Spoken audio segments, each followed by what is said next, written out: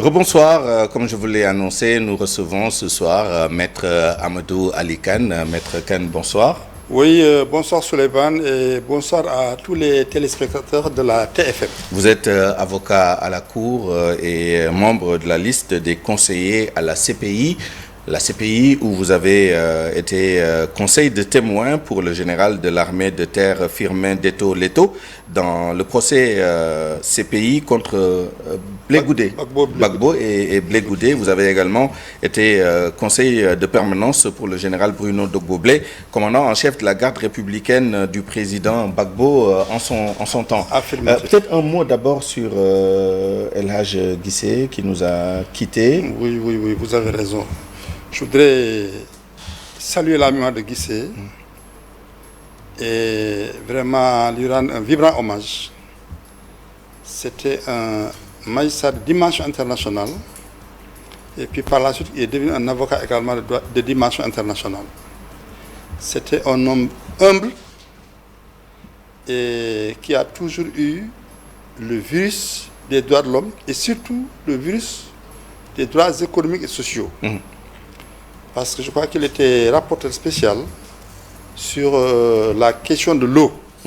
L'eau qui est quand même une question vitale dans le monde, un peu partout. J'étais hier à sa levée du corps et un hommage vraiment lui a été rendu à sa juste mesure, à la dimension de l'homme qu'il a été, par le barreau, par l'Union des magistrats du Sénégal, et par les Nations Unies. Un acteur important de la justice au niveau local, mais aussi de la justice internationale. Ce qui nous amène à notre sujet du jour, la CPI, au lendemain d'une série de mesures, de sanctions prises par le département d'État, en tout cas annoncées par le département d'État américain, donc prises par le gouvernement américain, à l'encontre de 2 juges et de 2 adjoints au procureur de la CPI, dont notre compatriote, le juge Mandiaye Niang. Entre autres sanctions, le gel d'éventuels avoirs aux États-Unis, mais bien naturellement les sanctions de base telles que la révocation de visa éventuellement, etc. Quelle est votre réaction après cette mesure qui n'est pas la première? Voilà, je voudrais d'abord saluer la réaction du gouvernement sénégalais. Je pense que Mame Mbaye Niang est un magistrat sénégalais, donc c'est un ressortissant du Sénégal, de l'État du Sénégal. Il est détaché en tant que magistrat auprès de la Cour pénale internationale. Donc notre gouvernement, le gouvernement de la République du Sénégal, a le devoir de protéger ses ressortissants partout dans le monde et en particulier dans une situation comme celle-là. Donc je salue la décision des autorités d'affirmer à haute intelligible voix leur soutien à M. Mame Mbaye Niang, procureur adjoint de la Cour pénale internationale, en tant que national du Sénégal, mais également d'apporter leur soutien à la justice pénale internationale. Parce qu'au-delà de sa personne, il y a également d'autres magistrats qui ne sont pas sénégalais qui sont visés. Et comme vous l'avez si bien dit, les nationalités donc canadiennes, françaises, fidjiennes et bien sûr sénégalaises. Et comme vous l'avez si bien dit dans l'introduction, ce n'est pas la première fois. Parce que c'est arrivé en septembre 2020.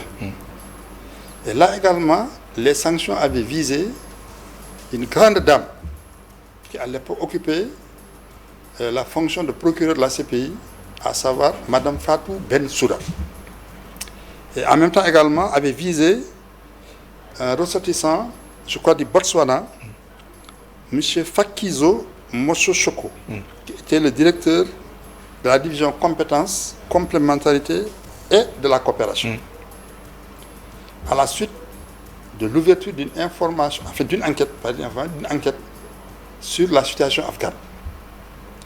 Alors, les États-Unis, comme cette fois-ci, puisque une partie des sanctions sont justifiées par le fait que la CPI s'intéresse à des personnels américains qui étaient en Afghanistan. Et à Israël outre effectivement l'inculpation demandée aussi du Premier ministre et du ministre des Forces armées. C'est ça. Effectivement, vous avez raison de rappeler cela. Les États-Unis mettent en avant les poursuites éventuelles contre des ressortissants américains par rapport à la situation en Afghanistan. Et également les mandats d'arrêt qui ont été décernés contre le Premier ministre israélien et son ministre de la Défense. Il y avait aussi un Palestinien qui était poursuivi. Il s'appelait, sauf erreur de ma part, Mohamed Diab, quelque chose comme ça. Mais malheureusement, Mohamed Diab Ibrahim al-Masri. Malheureusement, il a été tué dans les événements à Gaza. En tout cas, il a été tué par les Israéliens. Donc, à son égard, la procédure est close. Parce qu'on ne peut pas poursuivre quelqu'un qui est mort. Mais la procédure continue pour le Premier ministre israélien et pour son ministre de la Défense. Alors, en rappelant les nationalités des personnes visées par les mesures précédentes, les sanctions précédentes des États-Unis, on rappelait tout à l'heure qu'il y a eu 3 vagues quand même, c'est la 3e vague, parce que le procureur Khan aussi a été visé par les sanctions. Qu'est-ce que vous voulez dire? Est-ce qu'il y a une catégorie de professionnels de la CPI qui sont particulièrement visés, ou c'est la CPI en tant que cour, en tant que juridiction qui est visée? Je crois que c'est la CPI en tant que juridiction qui est surtout visée. Et je voudrais effectivement préciser également que les États-Unis procèdent par vague. Il y a une première vague de sanctions en septembre 2020, comme je vous l'ai dit, le procureur, Mme Bensouda, et le directeur de la coopération. Mais également, il y avait une deuxième vague qui devait suivre. Parce que les sanctions concernent ceux qui les assistent également. C'est cela. À l'époque, je crois qu'il y avait aussi notre compatriote, le monsieur Amadiba, qui était le directeur de la coopération internationale, qui également devait être visé.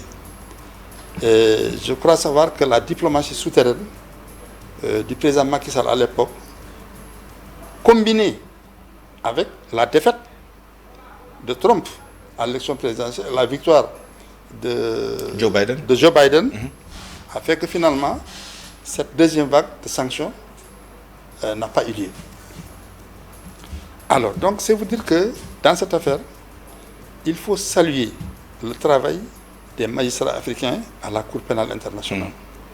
Parce que si vous vous souvenez bien, il y avait eu d'abord le procureur Ocampo.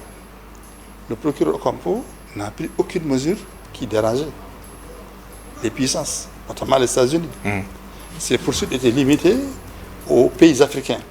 Et souvent aussi, c'est ces pays qui demandaient cela, qui demandaient à la CPI de faire des enquêtes et des poursuites à leur place, comme la Côte d'Ivoire, comme en RDC, etc.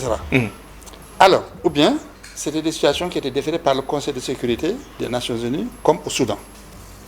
Alors, il a fallu attendre Mme Bensouda, qui est gambienne, gambienne, voilà. C'est Mme Bensouda qui a ouvert les enquêtes en Afghanistan et en Palestine. Et le mandat d'arrêt, c'est le résultat, le produit des enquêtes qui ont été ouvertes sous Mme Bensouda. Donc les magistrats sanctionnés payent pour leur audace d'avoir attaqué des puissances telles que les États-Unis et Israël. Alors, on a entendu la réaction ferme officielle du Sénégal à travers le communiqué du ministère des Affaires étrangères, enfin de l'intégration africaine et des Affaires étrangères dans le bon ordre, appuyé par le président de la République et le Premier ministre, respectivement Bassirou Diomaye Faye et Ousmane Sonko. Est-ce que les réactions individuelles des États, parce que la France aussi a réagi pour parler d'attaques flagrantes, le Canada certainement, il y a aussi des sommités internationales au niveau de l'ONU qui ont réagi, mais est-ce que les réactions isolées, individuelles des États suffisent? Qu'est-ce qu'il y a lieu de faire, suite à l'appel du Sénégal d'ailleurs, pour que tous les partis États, les États partis, aussi fassent preuve de solidarité pour faire face à ces sanctions? Je pense que c'est une question très pertinente que vous nous posez, parce que dans cette affaire, il y a 2 niveaux qui sont mis en cause. Il y a d'abord le niveau bilatéral, la sphère bilatérale. C'est-à-dire chaque magistrat sanctionné est le national d'un pays, d'un État. Son État lui apporte son soutien diplomatique. Ça, c'est le niveau bilatéral. Mais aussi, il y a le niveau multilatéral. Parce qu'il y a un certain nombre de pays qui ont adhéré au statut de Rome, qui l'ont ratifié. Et donc, qui sont engagés par un certain nombre d'obligations, notamment de coopération sur le plan international. Je pense que ce qui s'est passé doit concerner tous ces États partis. Il faut donc que cette question, effectivement, soit posée au niveau de l'Assemblée des États partis. Il faut que eux tous, ils se déterminent, ils prennent une position. Parce que on ne peut pas s'en tenir aux positions des États dont les ressortissants ont été sanctionnés. Et j'ajoute que c'est des sanctions extrêmement graves. Parce que non seulement vous êtes interdit de visa, mais si vous avez des avoirs, ils sont gelés. Et vous ne pouvez pas accéder au système financier américain. Par exemple, la carte Visa, qui est une carte américaine. Mais écoutez, vous ne pouvez plus l'utiliser n'importe où dans le monde. Donc si vous avez une carte Visa, vous ne pouvez plus accéder à vos avoirs. Parce que vous êtes bloqué. Pour revenir même Microsoft vous bloque. Vous ne pouvez même plus accéder à vos mails.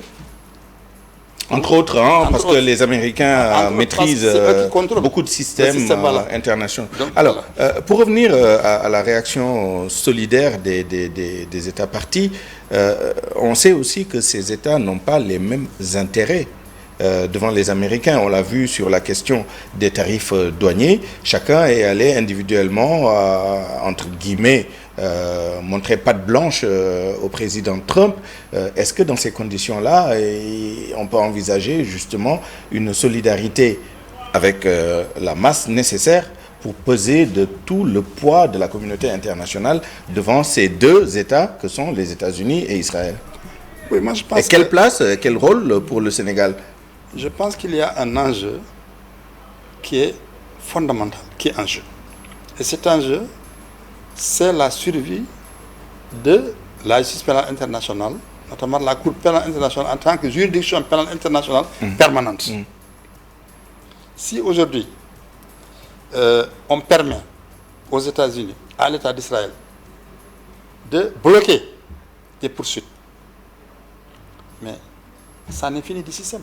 Le système ne sera plus crédible. Donc, tous ceux qui veulent le maintien du système, tous ceux qui veulent qu'il y ait une justice pénale internationale, doivent se mobiliser et prendre des mesures. Parce qu'il n'y a pas que les États-Unis qui sont visés. Poutine fait l'objet de mandats d'arrêt.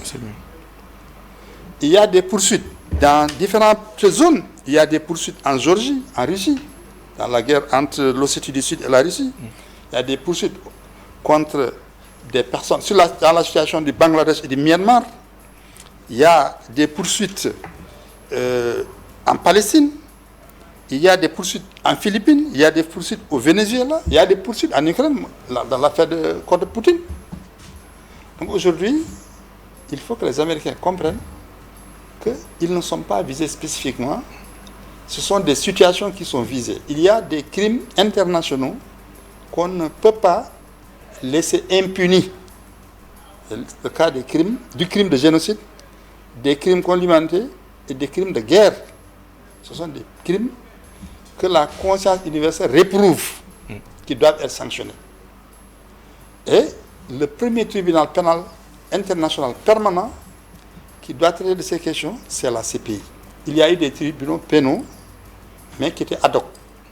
On a vu à Nuremberg, on a vu à Tokyo, on a vu au Rwanda, on a vu en Yougoslavie. C'était des tribunaux qui étaient créés pour gérer des situations précises. Et une fois ces situations épuisées, ces tribunaux disparaissaient. Alors, maître, vous êtes conseil de témoin ou conseil de conseil carrément à la CPI. La question que je suis tenté de vous poser, c'est qu'est-ce qui fait que les États-Unis, Israël et d'autres États, parce qu'il n'y a que 125 États partis, pourquoi tant de pays ne sont pas membres de la CPI? Y a-t-il des craintes que la justice ne fonctionne pas normalement au sein de cette Cour. Est-ce que les droits de la défense sont garantis? Est-ce que les jugements se déroulent selon les meilleurs standards au niveau international?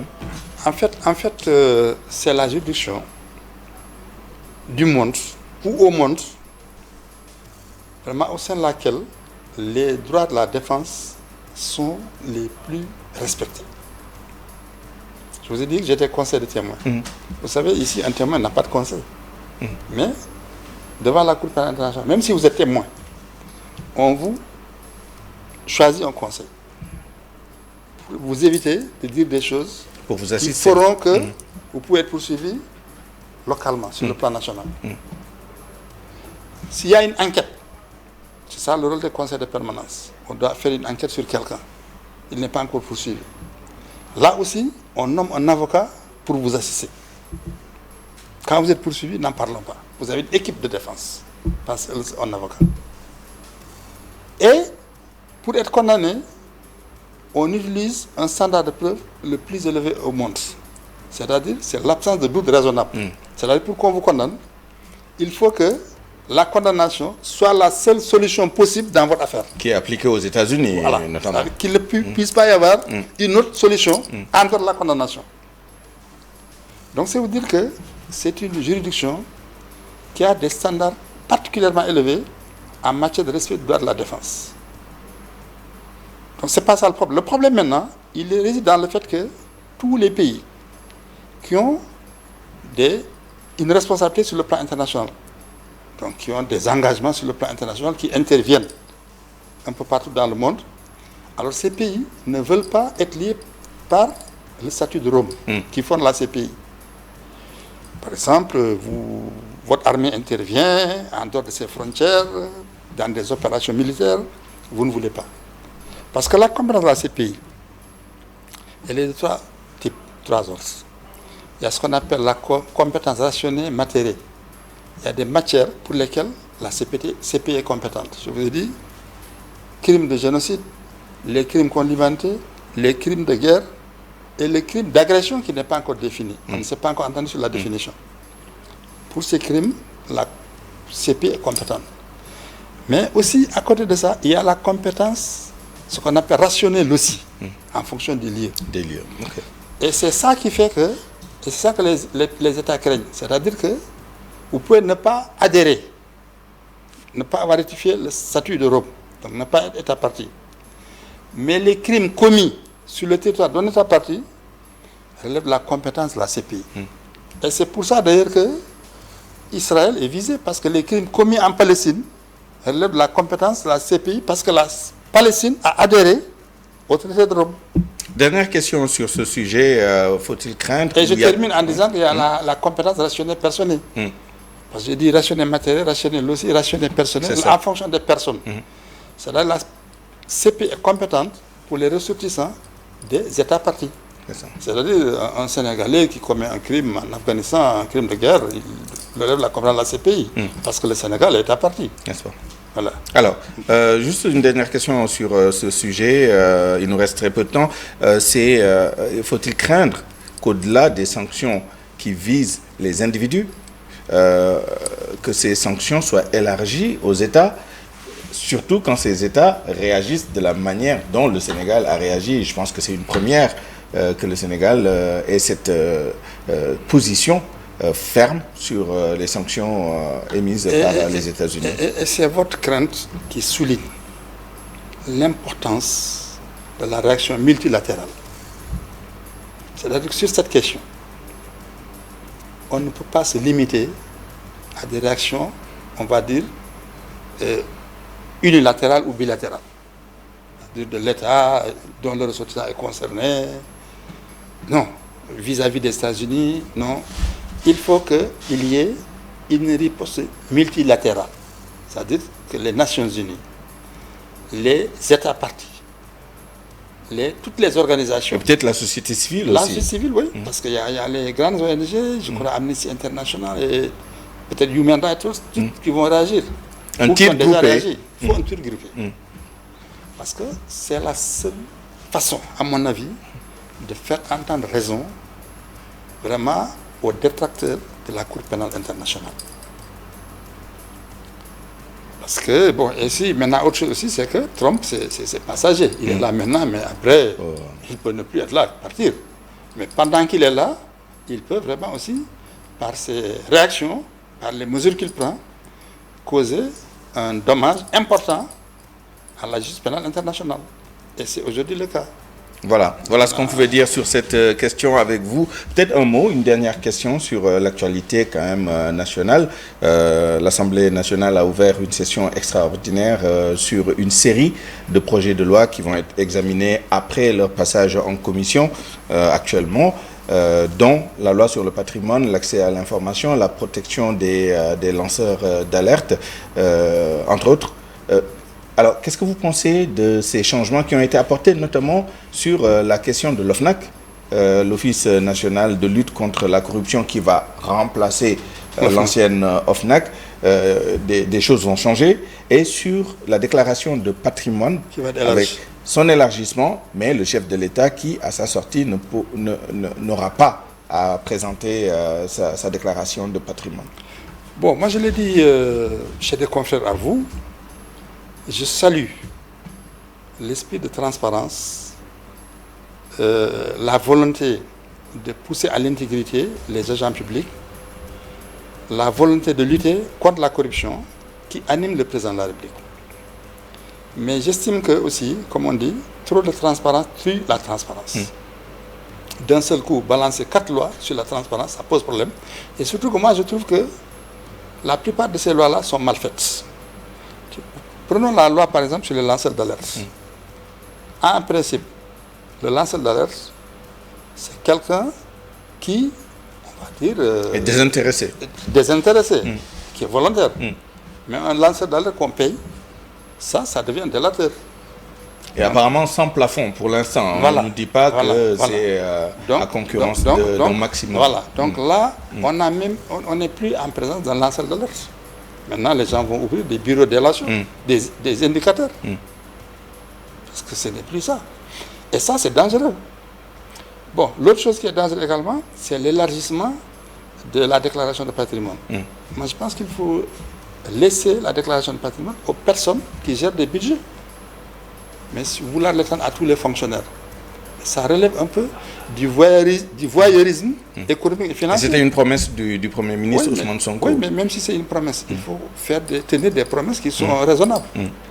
Mais aujourd'hui, est-ce que lui-même il a fait sa déclaration de patrimoine? J'entends les gens dire qu'il n'en a pas fait, qu'il en a fait, je ne sais pas, je ne suis pas sûr, je ne peux pas me prononcer.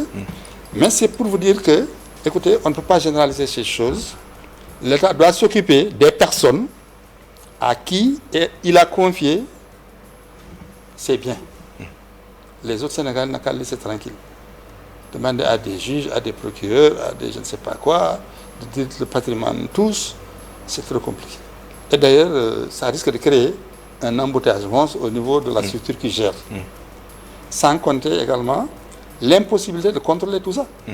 Parce qu'on dit qu'il faut contrôler les biens mobiliers, immobiliers, même à l'étranger.